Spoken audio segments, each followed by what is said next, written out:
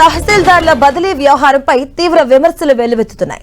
బదిలీ చేయడమే కాదు, వారికి నిబంధనలకు విరుద్ధంగా పదోన్నతులు కల్పించినట్టు ఆరోపణలు వ్యక్తమవుతున్నాయి. తహసీల్దార్ల బదిలీలు, ప్రమోషన్లను ఉద్యోగ సంఘాలే తప్పుపడుతున్నాయి. తహసీల్దార్లను ఏకంగా డిస్ట్రిక్ట్ రెవెన్యూ ఆఫీసర్లుగా ప్రమోషన్ కల్పిస్తూ ట్రాన్స్ఫర్ చేయడంపై అభ్యంతరాలు వ్యక్తమవుతున్నాయి. ఇష్టారాజ్యంగా బదిలీలు చేపడుతున్నారన్న ఆరోపణలు ఉన్నాయి. దీంతో ప్రభుత్వ పరిపాలన అస్తవ్యస్తంగా మారుతుందన్న విమర్శలు వినిపిస్తున్నాయి.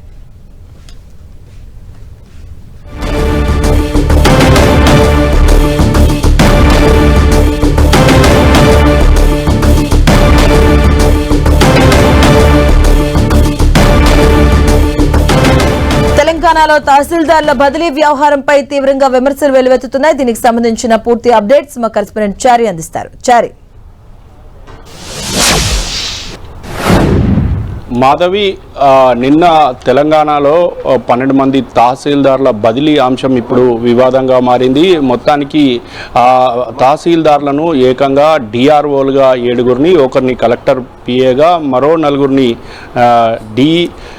ఎస్డిసిగా నియమించడం పట్ల అభ్యంతరాలు వ్యక్తమవుతున్నాయి. ఇటు ఉద్యోగ సంఘాలు, అదేవిధంగా రెవెన్యూకి సంబంధించిన అధికారులు కూడా దీనిపైన తీవ్ర అభ్యంతరాలు వ్యక్తం చేస్తున్నారు. అనర్హులను అందలం ఎక్కించారంటూ కూడా వారు ఆరోపిస్తున్నారు.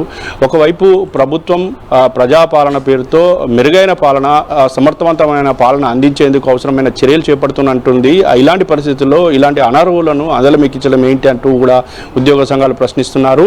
ఇందులో 12 మందిలో 7గురిని ఇటు డిఆర్ఓలుగా, అంటే డిస్ట్రిక్ట్ రెవెన్యూ ఆఫీసర్లుగా నియమించారు. అసలు వాస్తవంగా ఈ పోస్టుకు అర్హత కావాలంటే ఖచ్చితంగా స్పెషల్ గ్రేడ్ డిప్యూటీ కలెక్టర్గా ఉన్న వాళ్ళకే మాత్రమే అర్హత ఉంటుంది. కానీ ఇక్కడ తహసీల్దార్లను నేరుగా నియమించడం పట్ల అభ్యంతరాలు వ్యక్తమవుతున్నాయి. వాస్తవంగా తహసీల్దార్లు ప్రమోషన్లుగా అంటే డిప్యూటీ కలెక్టర్లుగా, మళ్ళీ స్పెషల్ గ్రేడ్ కలెక్టర్లుగా పదోన్నతులు పొందాలి. ఆ తర్వాతనే డిఆర్ఓలుగా అవకాశం పొందడానికి ఉంటుంది. కానీ ఇలా అర్హత లేకుండా వారిని అందలం ఎక్కించడం పట్ల అభ్యంతరాలు వ్యక్తమవుతుంది. ఇలాంటి విధానాన్ని ఎందుకు ప్రభుత్వం కొనసాగిస్తుందని వారు ప్రశ్నిస్తున్నారు. ఇలా చేయడం వల్ల సమర్థవంతమైన పాలన, మెరుగైన పాలన, ప్రజా రంజక పాలన ఉండదు. అనర్హుల వాళ్ళు వాస్తవంగా ప్రభుత్వానికి చెడు పేరు వస్తుందని చెప్పేసి కూడా ఒకవైపు ఇటు అభ్యంతరాలు వ్యక్తం చేస్తున్న పరిస్థితి ఉంది.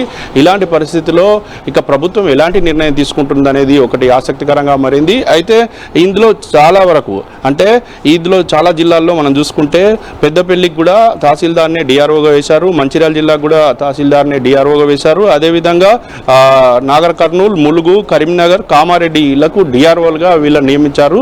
ఈ నియామకాల పట్ల వాళ్ళు తీవ్ర అభ్యంతరం చెబుతున్నారు. అదేవిధంగా మహబూబ్ నగర్ కలెక్టర్ పిఏగా కూడా తహసీల్దార్ని నియమించారు. అయితే ఇక్కడ సిద్దిపేట, నల్గొండ, సిరిసిల్ల, కరీంనగర్కు ఎస్డిసిలు కూడా వీళ్ళను నియమించడం పట్ల అభ్యంతరాలు వ్యక్తమవుతుంది. ఇలాంటి నిర్ణయాల పట్ల ఇప్పటికే ప్రభుత్వం చాలా బదిలీల విషయంలో ఇప్పటికే ఒకవైపు తీవ్రస్థాయిలో ఉద్యోగ సంఘాల నుండి వ్యతిరేకత వస్తుంది.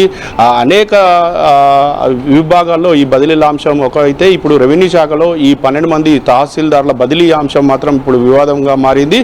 అయితే అనర్హులను ఇలా వాళ్ళకు బదిలీలు చేసి మంచి పోస్టింగ్లు ఇవ్వడం ఏంటిది, ఎందుకు చేశారు, దీని వెనుక ఏమున్నది, మతలబ్ ఏంటని కూడా వాళ్ళు ప్రశ్నిస్తున్న పరిస్థితి ఉంది. Madhavi, right, thank you Chari.